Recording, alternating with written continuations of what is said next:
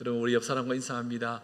행복한 사람이 행복한 세상을 만듭니다. 행복한 사람이 행복한 세상을 만듭니다. 여러분, 인생을 살다 보면 그런 마음이 들 때가 있죠. 야, 맞다, 하나님의 은혜구나. 때로는 시련이 오고 환난이 오잖아요. 그때 그 시련과 환난이 은혜로 다가올 때가 있어요. 이번 수련회가 바로 그런 수련회였는데, 참 제가 몸이 좀 불편한 가운데서도 함께 수련회에 참여를 했습니다. 여러 가지 고민을 참 많이 했지만 어쩔 수 없이 가야 되기에 갔는데, 우리 성도님들 아마 걱정을 많이 해주셨을 테요. 태풍이 올라오니까, 갑자기 태풍이 올라오니까 어떡하냐, 이렇게 많이, 우리 장로님도 전화도 오시고 막 걱정을 많이 하시는데, 태풍 때문에 은혜가 있었어요. 안 그랬으면 더워 죽었을 것 같아요. 어제부터 우리가 수련했던 그 지역이 폭염으로 체감 그 온도가 37, 8도, 체감 한도는 44도까지 올라갔대요. 어제. 그러니까 우리는 태풍이 와서 구름을 이렇게 가려주시고, 비도 많이 오지도 않았어요. 바람도 많이 안 불고.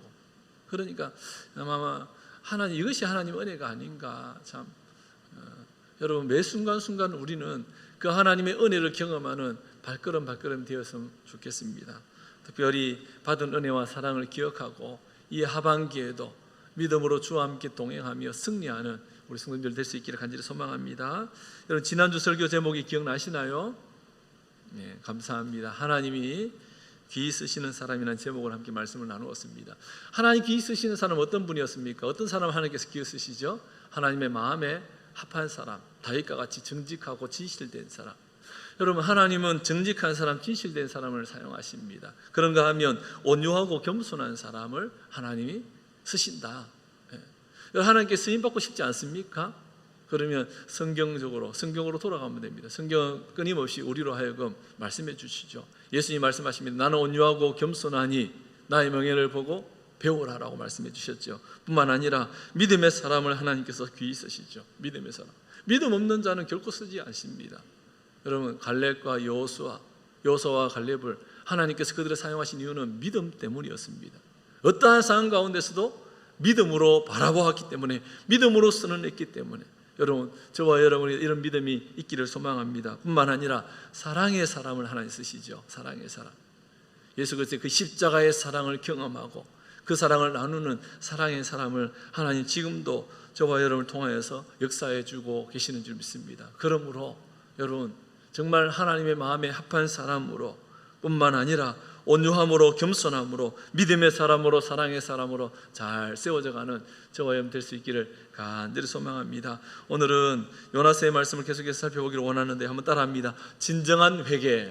진정한 회개라는 제목으로 함께 말씀을 살펴보기를 원합니다. 요나서 3장에 보면 요나는 하나님으로 다시금 기회를 얻습니다. 사명을 다시금 받지요.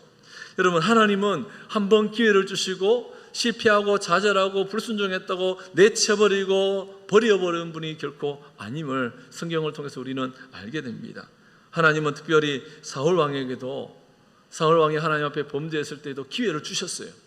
또다시 기회를 주셨습니다. 문제는 뭐냐 하면 또다시 기회를 주셨지만 사울 왕이 하나님의 그 말씀 앞에 져버린 거예요. 그래서 사울 왕은, 여러분, 성경에 사울 왕과 이 다윗 왕을 비교할 때 사울 왕은 하나님 앞에 불순종해서 망한 그 집안 가문이라고 표현해 주고 있고, 다윗은 뭐예요? 기회가 주어졌을 때에 회개하고 엎드리고 하나님 앞에 쓰임 받았더라는, 그것이 차이점이다. 그래서 사울 왕과 다윗 왕을 계속해서 성경은 비교해서 그 시대뿐만 아니라 오고 오는 세대 가운데 계속해서 비교해서 말씀해 주고 있는 겁니다. 여러분, 다윗은 나단 선지자가 찾아와서 하나님 말씀을 전할 때 회개하고 그 앞에 엎드리죠. 그리고 다시 주신 그 기회에 눈물로 침상을 적셨다라고 성경은 말씀해 주고 있습니다. 여러분, 우리에게도 하나님은 다시금 기회를 주시죠. 요나에게 다시를 기회를 주시고 사명을 주셨듯이 우리에게도 다시금 사명을 주시고 기회를 주신다라는 사실을 꼭 기억할 수 있기를 원합니다. 요나서 3장 2절에 보니까 이렇게 말씀합니다. 일어나 저 큰 성읍 니느웨로 가서 내가 내게 명한 바를 그들에게 선포하라 하신지라. 두 번이나 요나서 1장 2절에 하나님께서 그렇게 명령하셨는데 불순종했던 요나가 이제 3장 2절에 와서 하나님과 다시금 기회를 주시고 명령하실 때에, 그때 요나는 어떻게 하죠? 철저히 회개하며 그 말씀 앞에 순종해 가더라는 겁니다. 회개한 요나는 하나님의 말씀에 어떻게 반응하느냐? 여러분 3절 같이 읽습니다. 시작. 요나가 여호와의 말씀대로 일어나서 니느웨로 가니라. 니느웨는 사흘 동안 걸을 만큼 하나님 앞에 큰 성읍이더라. 아멘. 여러분 말씀대로 일어나서 요나는 하나님이 주신 기회에 어떻게 반응합니까? 믿음으로 반응하고 있다는, 믿음으로. 말씀 앞에 믿음으로 반응하는 자가 믿음의 사람인 것을 꼭 기억해야 합니다. 여러분 물고기 뱃속에서 요나는 회개하지요. 하나님 기회를 주십니다. 그 기회에 믿음으로 반응하며 순종했더라는 거죠. 사랑하는 성도 여러분, 하나님은 죄 많은 우리의 인생을 불쌍히 여겨주시고 당신의 아들 예수 그리스도의 십자가의 대속의 제물이 되게 하셨습니다. 이렇게 하나님 우리를 살리시기 위해서 당신의 아들을 십자가에 죽게 하셨습니다. 그렇다면 그 사랑과 은혜를 받은 우리는 어떻게 반응을 해야 할까요? 다시금 주신 사명과 그 기회에 믿음으로 반응해야 하는 줄 믿습니다. 주신 사랑과 은혜에 믿음으로 반응하며 순종할 수 있어야 하겠습니다. 3절에 보니까 여호와의 말씀대로 일어나서 니느웨로 갔다라고 말씀합니다. 가기 싫지만 다시 주신 기회예요. 하나님 주신 은혜요 긍휼과 자비를 깨달았기에 요나는 다시금 일어나서 순종했더라는 거죠. 그 이전에는 내 생각으로 불평하며 원망하며 불순종했지만 이제는 긍휼이 풍성하신 하나님의 사랑과 은혜를 입었기에 말씀대로 순종하는 거예요. 사랑하는 성도 여러분, 저와 여러분에게 말씀이 있기를 원합니다. 기록된 이 하나님의 말씀이 우리의 심령 가운데 새겨질 때에 그 말씀이 능력으로 임하고 그 말씀을 따라 순종할 때에 능력의 삶을 살게 되는 줄 믿습니다. 4절에 보니까 요나가 그 성읍에 들어가서 하루 동안 다니며 외쳐 이르되 40일이 지나면 니느웨가 무너지리라 하였더니, 여러분 순종합니다. 그리고 하루 동안 다니며 40일이 지나면 니느웨가 무너질 것이라고 외칩니다. 그런데 여러분 생각지도 못한 일이 벌어진 거예요. 어떻게 해요? 온 백성들이 회개하더라는 거예요. 여러분 우리가 이 연남동에 다니면서 여러분 예수님 믿지 않으면 심판이 임합니다 하면 사람들이 막 회개하고 돌아오면 얼마나 좋겠습니까? 여러분 니느웨는 악독이 가득한 성이었습니다. 아마 요나가 깜짝 놀랐을 것 같아요. 뭐 이렇게 외친다고 뭐 설마 회개하겠어? 그럴 수 있지 않겠어요? 그런데 회개하거든요. 여러분 저는 이 본문을 보면서 이런 생각을 해봤어요. 요나가 하루 동안 외쳤는데 백성들이 회개의 역사들이 일어났다면 누구의 능력일까? 누구의 능력일까? 말씀의 능력이라는 거예요. 회개의 복음이 선포되면 요나가 능력이 있는 것이 아니라 그 회개의 능력에 말씀이 능력이 있기에 여러분 회개하고 돌이키더라는 거예요. 하나님의 말씀은 능력이 있습니다. 아멘. 하나님의 말씀은 능력이에요. 여러분 십자가의 복음은 능력입니다.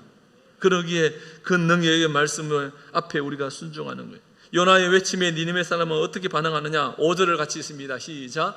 니느웨 사람들이 하나님을 믿고 금식을 선포하고 높고 낮은 자를 막론하고 붉은 베옷을 입은지라. 아멘. 5절에 뭐라고 말씀합니까? 니느웨 사람들이 하나님을 믿고. 요나가 외친 회개의 복음 앞에 그들의 반응은 하나님을 믿었다라고 말합니다. 회개의 복음이 선포될 때에 무엇보다도 하나님을 믿게 되는 역사가 나타나게 되는 줄 믿습니다. 베드로가 설교할 때에 그들이 하나님을 믿었습니다. 아멘. 주 예수 그리스도를 믿었습니다. 믿고 나서 회개의 실질적인 변화들이 일어났다는 거예요. 여러분 믿지 않은데 금식이 이루어질 수 없는 우선순위가 있다는 거예요. 믿어져야 되는 거예요. 아멘. 하나님을 믿었다는 거예요. 니느웨 사람들, 그들은 이방 사람들입니다. 이스라엘 백성들을 압제하고 호시탐탐 노리고 정복하려고 했던 자들입니다. 그런데 그들이 하나님을 믿지 않은 이방 백성들이 하나님을 믿었다는 거예요. 무엇이 선포될 때예요? 회개의 복음이 선포될 때. 여러분 진정한 회개는 따라합니다. 하나님을 믿는 것이다. 여러분 하나님 어떤 분입니까? 우리가 믿고 있는 하나님 어떤 분입니까? 여러분이 믿고 있는 하나님 어떤 분입니까? 창조주 하나님 아니세요? 전능하신 하나님 아니십니까? 온 우주를 만물을 통치하시고 다스리시는 만왕의 왕이십니다. 구원의 하나님이시죠. 절대 주권을 가지고 계시는 절대 주권자 하나님이십니다. 그렇다면 그 하나님을 믿어야 합니다. 니느웨 사람들은 하나님을 믿었어요. 진정한 회개는 하나님을 믿는 믿음으로부터 시작된다는, 여러분 이 사실을 잊지 않기를 원합니다. 믿음으로부터 시작되는, 하나님을 믿으니까 그 다음에 반응이 뭐예요? 금식을 선포하는 거예요. 하나님을 믿으니까 금식을, 여러분 금식이 뭐예요? 밥을 안 먹는 겁니다. 밥 안 먹는 거는 뭐예요? 죽기를 각오하는 겁니다. 그러니까 여러분 생명을 돌보지 않겠다라는 의미가 이 금식에 담겨져 있어요. 금식을 한다는 것은 죽기를 각오하는 거예요. 여러분 음식을 먹지 않고 살 수 있습니까? 없어요. 살 수 없어요. 생명을 유지하는 데 가장 필수적인 요소가 바로 음식입니다. 그런데 음식을 거부하는 것은, 금식을 선포한다는 것은 생명을 걸었다는 거예요. 나의 생명을 포기해도 좋으니 하나님 앞에서 회개하면서 자비와 긍휼을 구한다는 표시가 바로 금식이에요. 니네 사람들, 그들은 하나님을 믿고 금식을 선포합니다. 그리고 나서 높고 낮은 자를 막론하고 굵은 베옷을 입었다라고 말씀합니다. 여러분 오늘 본문에서 말씀하는 이 굵은 베옷은 샤크라는 단어예요. 샤크. 이 매우 거친 삼배를 의미합니다. 여러분 요즘은 우리가 입고 있는 이 옷들이 참 부들부들합니다. 그렇죠? 그렇지 않습니까? 예? 옛날에 우리 권사님들은 아마 옷을 기억나실 거예요. 예. 옛날에 옷은 이렇게 삼배를 만들어가지고 많이 두드려야지 부들부들해져요. 그래서 뭡니까 이거? 돌 다담입니까? 많이 두드렸어요. 왜? 부들부들해지려고. 그러다가 이 세월이 지나가지고 지금 예? 옷을 잘 부들부들한 옷을 다 입고 있어요. 여러분이 입고 있는 옷 부들부들하죠? 요즘 옷이 너무 좋아가지고 더운데 여름에 부들부들한데 땀 흘리면 금방 또 마르죠? 부들부들하니까 그게 일어나거든요. 여러분 그런데 거친 삼배, 굵은 베옷을 입었다는 것은 배 자체가 굵기 때문에 굉장히 거칠어요. 옷을 입고 있으면 까끌까끌할까요? 안 할까요? 아니 생상을 해보세요. 예? 까끌까끌하거든요. 이 말은 뭐냐면 불편하다는 거예요. 굵은 베옷을 입었다는 굉장히 불편하다는 거예요. 그래서 그 당시에 굵은 베옷을 입었던 경우가 있어요. 언제 굵은 베옷을 입었냐? 장례식 때. 지금도 장례식 때면 굵은 베옷을 입어요. 왜 굵은 베옷을 입습니까? 국가적 재난을 당했을 때 굵은 베옷을 입었습니다. 국가적 재난을 당했는데 왜 굵은 베옷을 입어요? 극심한 심적인 고통을 표현할 때 굵은 베옷을 입어요. 하나님 앞에서 크게 회개할 때에 굵은 베옷을 입었다고 성경은 아주 여러 곳에서 기록해 주고 있는데, 여러분 굵은 베옷을 입었다는 것은 평상시에 입는 부들부들한 이 옷 비교됐는데, 평상시에 입는 이 옷은 뭐예요? 편안함과 안락함을 상징하잖아요. 그런데 굵은 베옷은요, 그 편안함을 내려놓겠다는 의미입니다. 거친 옷을 입고 여러분 누우면 잠이 오겠습니까? 굵은 베옷을 입고 얼마나 불편해요. 그러니까 안락함과 평안함을 일체 내려놓는다는 의미예요. 몸과 마음을 스스로 괴롭게 한다는 의미를 담고 있어요. 다시 말해 진심으로 회개하는 거예요. 나의 안락함을 내려놓고, 예? 정말 하나님 앞에서 그동안에 나의 연약함과 죄악됨을 되새기면서, 여러분 진정한 회개는 말로만 해야 하는 것이 아니에요. 오늘 우리가 했던 이 본문만 보더라도 진정한 회개는 하나님을 믿는 것이요 금식을 선포하는 것이며 굵은 베옷을 입고 나의 평안함과 안락함을 내려놓는 거라는, 이것이 진정한 회개라는. 이렇게 니느웨 사람들이 회개의 운동이 일어날 때에 여러분 6절에 보니까 이렇게 말씀합니다. 그 일이 니느웨 왕에게 들림에 왕이 보좌에서 일어나 왕복을 벗고 굵은 베옷을 입고 제 위에 앉으니라. 백성들뿐만 아니라 높고 낮은 자들뿐만 아니라 니느웨 왕까지도 보좌에서 일어나 왕복을 벗어버립니다. 제 앉아 베옷을 입었다고 말씀합니다. 여러분 진정한 회개는 한번 따라합니다. 자리에서 내려오는 거다. 자리에 내려오는 거다. 그 위치에서 내려와야 돼요. 왕이라는 그 위치에서 내려와야 돼요. 그래야지 진정한 만왕의 왕 앞에 엎드릴 수 있는 거예요. 니느웨 왕이 참 지혜로운 왕이에요. 그래서 그 왕은 백성들의 그 회개에 함께 동참하더라. 회개하기 위해서 그 자리에 내려와야 한다는. 니느웨 왕은 왕복을 벗고 자리에서 내려와 제 앉아 베옷을 입었습니다. 하나님의 자비와 긍휼을 구했던 거예요. 여러분, 진정한 회개는 자신의 자리에 내려와 겸손하게 하나님 앞에 엎드려야 하는 것입니다. 전능하신 하나님, 만왕의 왕 되신 하나님 앞에 엎드려야 합니다. 철저히 자신이 아무것도 아님을 고백하며 낮은 자리로 내려가야 합니다. 이것이 진정한 회개라는 거예요. 뿐만 아니라 진정한 회개는 자신만 회개하는 것이 아니라 모두가 함께 회개함에 이르러야 합니다. 여러분, 부흥은 나 혼자만 회복되고 부흥이 일어난다고 부흥되는 것이 결코 아니에요. 그래서 우리는 우리 선민교회를 위해서도 기도해야 되지만 마포구와 서울에 있는 교회들을 위해서도 기도해야 됩니다. 아멘? 왜요? 하나님의 나라가 확장되어야 되기 때문에. 참 여러분, 세상에 이기적인 사람들이 참 많아요. 자기만 잘 되면 된다는 그런 이기는 안 됩니다. 우리 교회만 잘 되면 안 돼요. 연남동에 있는 교회들이 함께 잘 돼야 돼요. 아멘?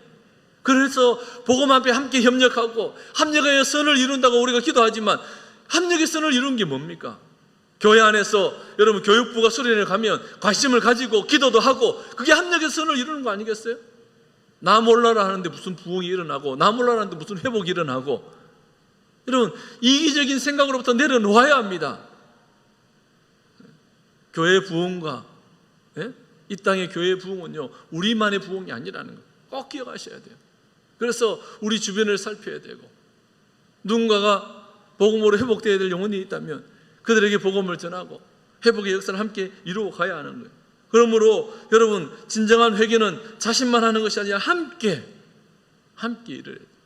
7절과 8절 보십시오. 왕과 그 대신들이 조서를 내려 니느웨에 선포하여 이르되 사람이나 짐승이나 소떼나 양떼나 아무것도 입에 대지 말지니 곧 먹지도 말 것이요 물도 마시지 말 것이며 사람이든지 짐승이든지 다 굵은 베옷을 입을 것이요 힘써 하나님께 부르짖을 것이며 각기 악한 길과 손으로 행한 강포에서 떠날 것이라.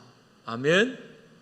왕과 대신들이 조서를 내려 니느웨의 회개 운동을 일으켜내죠. 짐승을 비롯한 모든 자신들이 금식하고 하나님께 부르짖을 것을 명령합니다. 심지어 악한 길과 손으로 행한 강포에서 떠날 것을 선포하고 있습니다. 개인이 아니라 온 공동체. 여러분, 나라의 어려움을 겪으면 특정한 사람의 문제라고 생각하면 안 돼요. 그래서 함께. 그래서 교회 공동체는 따라합니다. 함께함의 공동체다. 함께함의 공동체다. 함께함의 공동체. 여러분, 그러기에 저와 여러분 이 사실을 꼭 기억해야 됩니다. 진정한 회개는 금식으로 끝나지 않습니다. 금식으로 끝나지 않습니다. 하나님을 찾고 하나님을 부르짖습니다. 긍휼과 자비를 구하는 기도, 진정으로 용서를 구하는 기도를 하나님께 올려드려요. 뿐만 아니라 각기 악한 길과 손으로 행한 강포에서 떠나야 합니다. 입술로만 외치는 것이 결코 아니라는 거예요. 떠나야 한다는 거예요. 죄로부터 떠나야 합니다. 돌이켜야 합니다.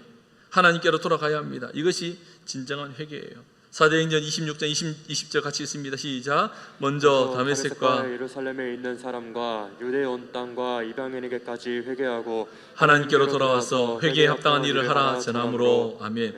회개에 합당한 일을 하라고 전하고 있어요. 누가복음 3장 8절입니다. 그러므로 회개에 합당한 열매를 맺고 속으로 아브라함이 우리 조상이라 말하지 말라. 내가 너희에게 이르노니 하나님 능히 이 돌들로도 아브라함의 자손이 되게 하시리라. 회개에 합당한 열매를 맺어야 한다고 말씀합니다. 입술로만 외친다고 회개가 아니에요.